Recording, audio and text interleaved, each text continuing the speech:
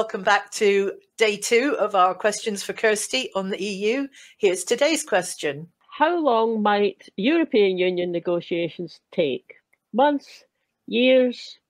It may take several years. I mean, I've in the past said anything from 3 or 4 to 5 years, so I don't see it necessarily taking that long. And it's interesting, again, even though an independent Scotland's situation would be very different and in many ways much, much better than the countries like Czech Republic and Poland in the 1990s, the EU actually delayed opening talks with those countries till 1998. But the result of that was they'd actually done so much work adopting EU law before they started talks. The talks were actually remarkably quick, and one group took 4 years and one group took 2 years, and then it all happened. And then you have the EFTA countries that were Finland and Austria and Sweden, and they all decided to join the EU in the mid-90s instead of joining the European Economic Area with Norway.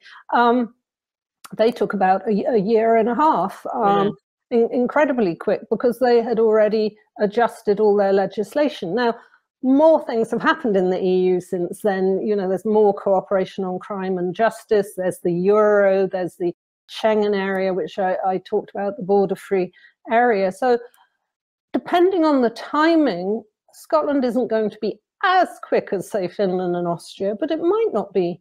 It might not be too far behind. But then we have to look again at the politics of this. And if you look at what's happened recently, you know, I think it was a very good and the right political choice that Ukraine has been made a candidate country, that Moldova has been made a candidate country. But what you're seeing alongside that, and alongside this very slow Western Balkans accession process, is a nervousness from some of the EU member states. There's always been countries like France and the Netherlands that have been a bit uneasy about enlargement and diluting the way the EU works. And what they're starting to say is we can't actually let more countries in until we reorganize ourselves and our own procedures.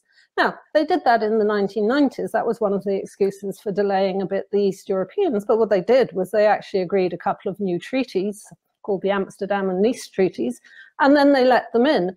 Now, that may be more complicated with countries like Ukraine and Moldova and Georgia if it becomes a candidate. So I think if Scotland in 2 years' time or 3 years' time, you know, was independent and ready to go, it would have to hope it wasn't going to get caught up in a sweeping thing about we're not ready.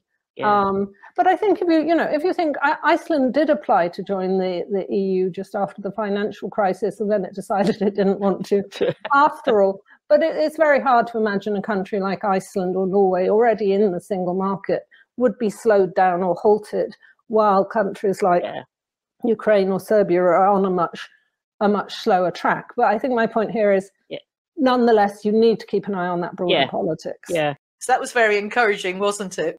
Yes, it was, wasn't it? And if you come back tomorrow, you can see the next little trailer, which is, would the European Union offer us beneficial trading terms used during the accession negotiations? So that's quite an important point to grasp. So come back tomorrow and find out the answer.